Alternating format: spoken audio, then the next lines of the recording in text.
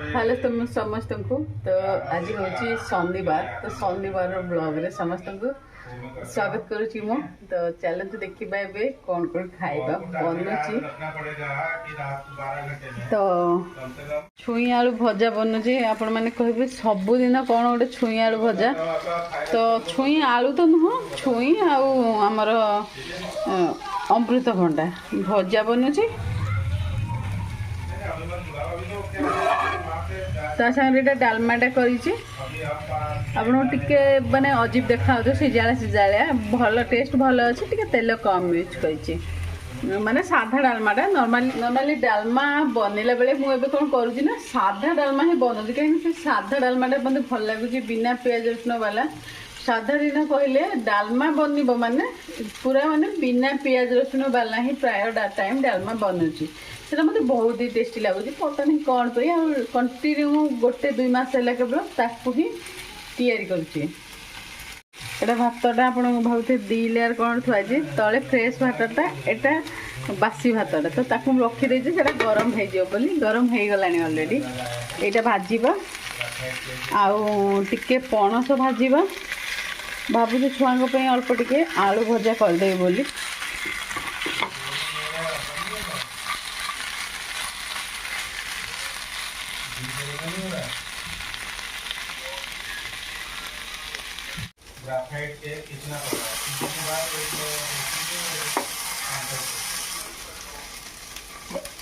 ये डालमा मसला देखो प्रिपेरेसन करके रखी आज डालमा पकाइबा काढ़ी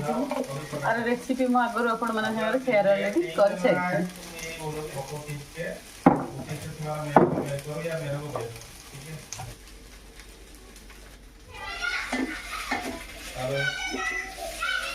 सिलिकन स्पाटुला रे कड़ीटा बहुत ही मतलब तावाटा बहुत ही भल रे क्लीन हो जाउची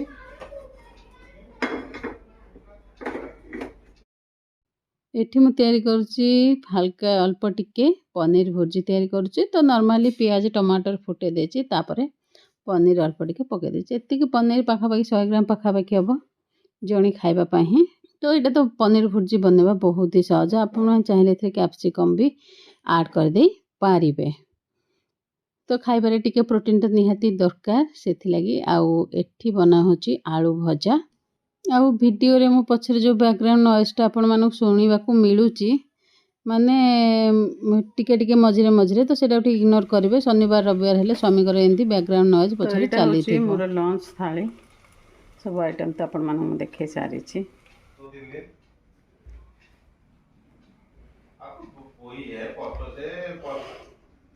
छुई अमृतभंडा भजा पणस भजा बीन्स भजा ता संगे एटा होची पनीर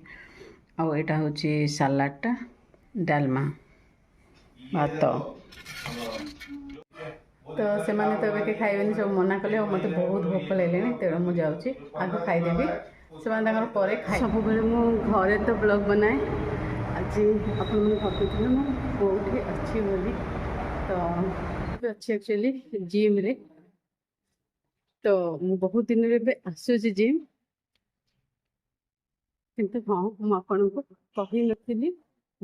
जन नी कि हाँ मुझे जिम आसूची बस कहीं